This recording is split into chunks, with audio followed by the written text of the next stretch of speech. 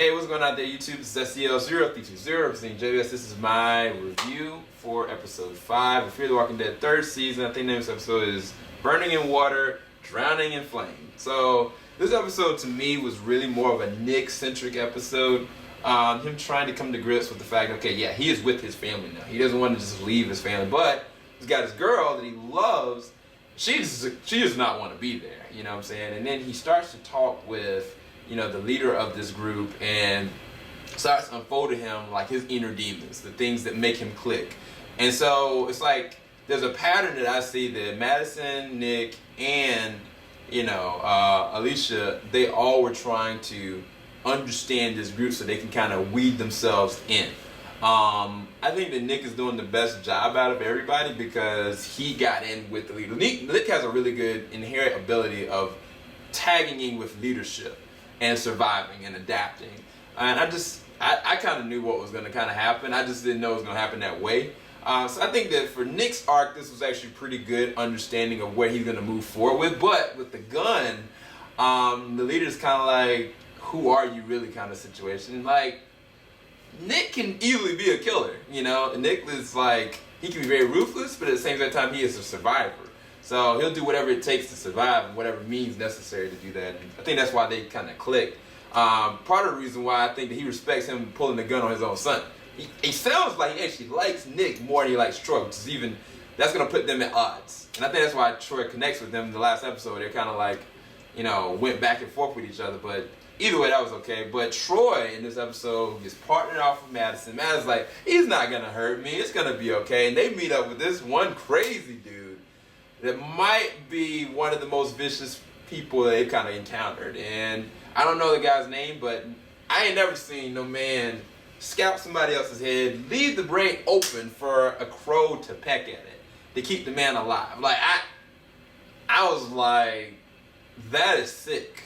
That is sick on a different level. And the thing is, before we even saw that one guy, like, the whole entire area was just swept. You didn't see any bullet holes. You didn't see nothing.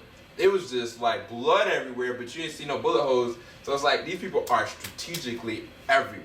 So I feel like this is connected to another group. I think it's really interesting. But at the same time, Madison was, for me, stupid to believe that Troy was just going to kind of back off. But I guess she's getting in his head. But it's a very dangerous game. I firmly believe that Troy might have had something to do with his wife, not his wife, but his mother's final moments. Because like Matt said, like she probably hated you. The other factor of this, which I didn't like about this episode, was Alicia. Alicia, to me, she's just acting all out. Like the drugs, the alcohol, the sex.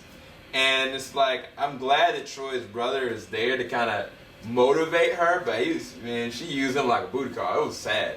And I think she did something that I remember she did like a couple, maybe it was last season or season before that, where she jumped off this like area and swan dived into the water to feel alive again. I guess that was symbolic of that. But all in all, this is an interesting episode. The things I talk about the least would be Alicia and then Strand and Daniel situation. Like, Daniel just made it out alive, and he's talking the contrary way. Like, dude, you got saved.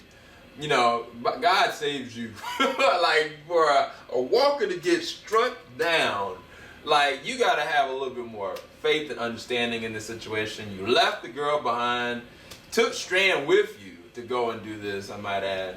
And Strand is a piece of dirt. Like, he's lying. Like, why bring him all the way there to just go and leave? And I was just like, Strand's going to find a way to survive. It's just this back and forth that dramatic. It doesn't progress Daniel as a character. It's no character growth. And Strand, it's no character growth for him because he's doing what he's been doing. Surviving, lying to people. Surviving, lying to people.